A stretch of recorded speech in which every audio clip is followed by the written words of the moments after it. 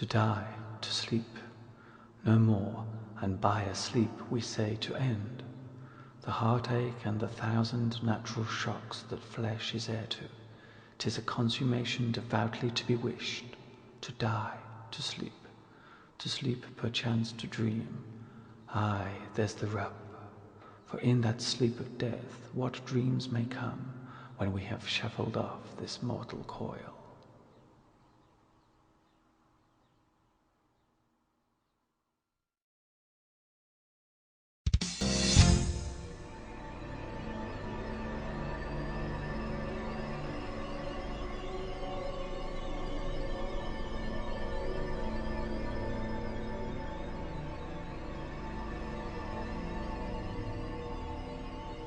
Hi everybody, this is Mr. Duncan in England. How are you today? Are you okay? I hope so. Are you happy? I hope so. In today's lesson, we're going to talk about a subject which is, for many people, very hard to accept. Death.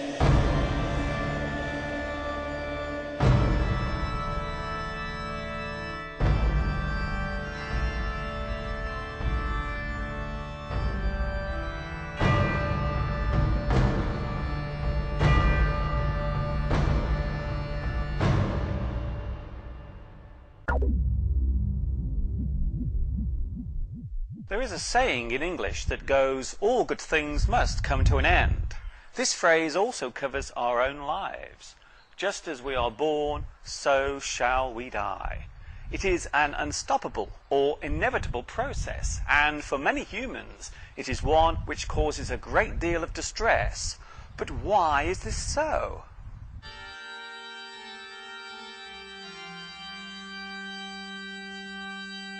Humans are very special. You and I have a unique ability of knowing that we are alive. We are self-aware. Our conscience tells us this during every waking moment. Right now, I know that I'm standing in a churchyard, surrounded by tombstones and graves. I'm aware of this, and I know it's happening. Humans are sentient beings. We learn more than just our basic instincts. We gather knowledge, and we are able to feel a wide range of emotions, such as happiness, sadness, loneliness, and fear. As we discussed in an earlier lesson, fear is a very strong emotion, and it can control many parts of our existence. We tend to be afraid of things that cannot be fully understood. Our fear of the unknown is probably the strongest of all our phobias.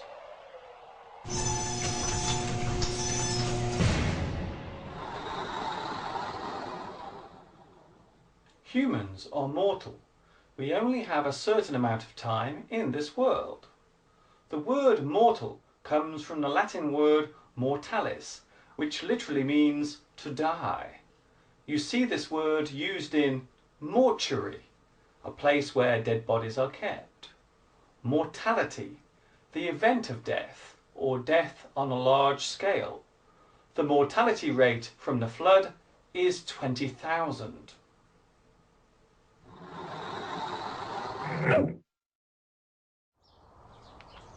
A dead person can generally be described as a corpse, body, or the deceased.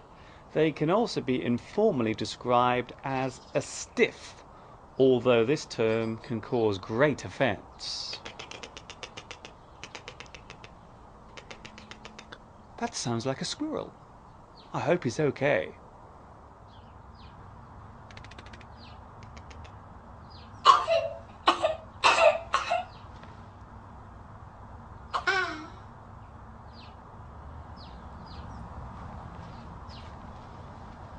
After any animal dies, it will begin to rot or decompose. The cells will break down and be absorbed, for example, into the ground. Humans are organic. We are made of living material.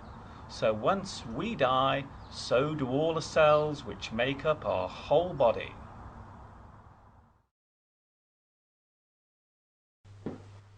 So what happens here after you die.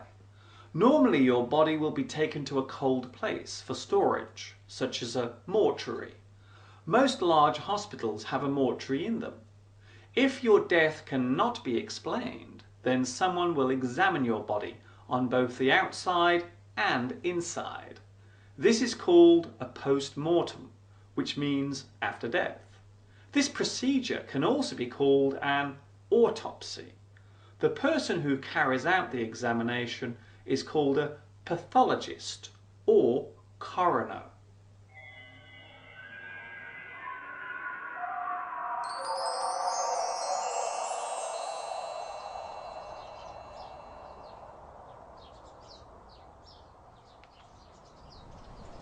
The ceremony following a person's death is called a funeral.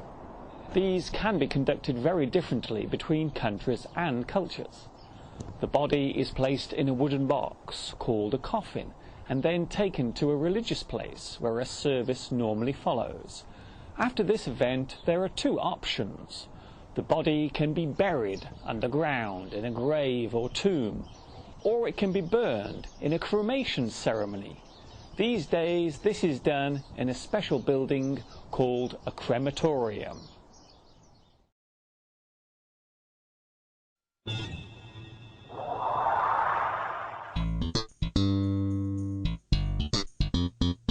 Do you ever think about dying? It's a funny subject, isn't it? I want to die in my sleep like my grandfather, not screaming and shouting like his passengers. Western cultures often make death into a humorous subject. We make jokes about dying and often laugh about it. But why do we do this if we are so afraid of it? It is a well-known fact that humans tend to laugh at things we do not fully understand. Humour can act as a kind of release for all of our worries and anxieties. It may seem like a strange thing to say, but many of us have a deep fascination for subjects connected with death, and there is no better place for demonstrating this than on our television screens. Take the news, for example. This is DNN News.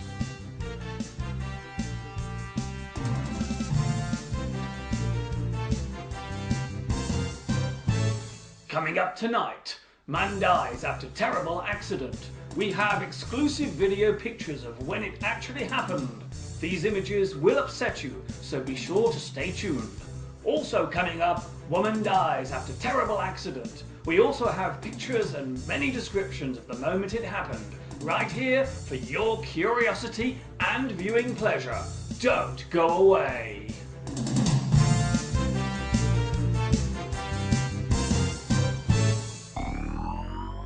The subject of death and dying is often described as a taboo subject.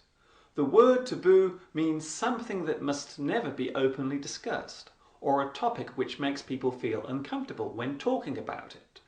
It may seem strange to some people, but there are situations where a person wants to die. They wish to end their life. We describe this person as suicidal. They may try to kill themselves. They want to commit suicide. Taking your own life is illegal in some countries, while others allow it for certain situations. For example, if a person is dying from a fatal or terminal illness.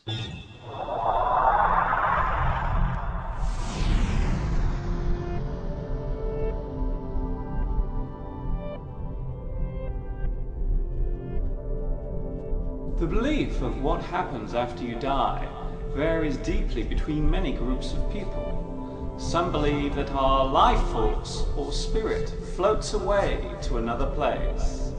Some believe that we are reborn on Earth as a different creature. And some believe that the feeling of being dead is the same as before we are born, just a lot longer.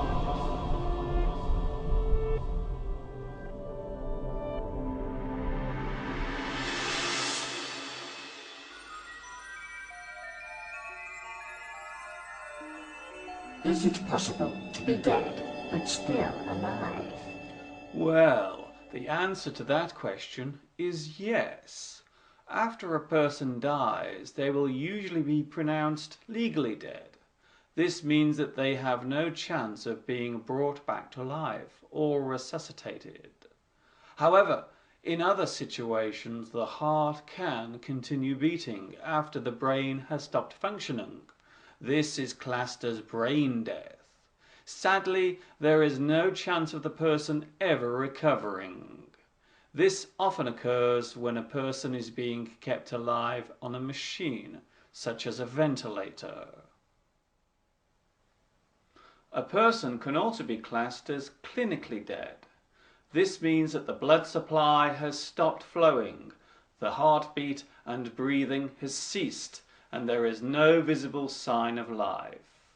This type of death can be reversed, and it is possible for a person to be brought back to life if it is done quickly enough. Clinical death lasting longer than 3 minutes will normally result in serious and irreversible brain damage. It would be fair to say that death is more of a process rather than just one definite event. The theme of death has been used very often in many forms of literature. The playwright William Shakespeare and authors Charles Dickens and Edgar Allan Poe at some point would use death as a way of studying the human condition and our own morbid fascination with dying. Poetry is often read out at funerals, and a speech is normally given describing the life of the person who died. This is called a eulogy. The word dead can be used in many ways. Instead of saying very, we can say the party was dead good. This weather is dead cold. Your new hat is dead cool. As a way of showing emptiness or silence. The room was dead. Everyone had left. The forest had a dead calm about it. To show that something electrical is not working or functioning. The lights are dead. I cannot get the TV to work. It is dead. The batteries are dead. They have no energy left. There are some idioms and phrases for death or dying. Pushing up the daisies, to be dead and buried. Pop your clogs, to die. Croak, to die suddenly. He or she bought the farm.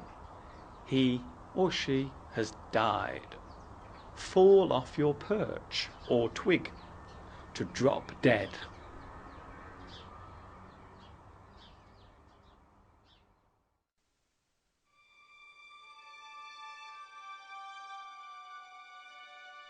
It is a fact of life that one day I will be dead, and so will you. There is nothing we can do to stop this. However, we can make the most of our time on this earth. Doing something useful with our time here can help others, and it also gives us a sense of purpose and our life some meaning. You only live once. This is not a rehearsal. Life is like a big performance, and once the curtain has come down on it, there will be no encore.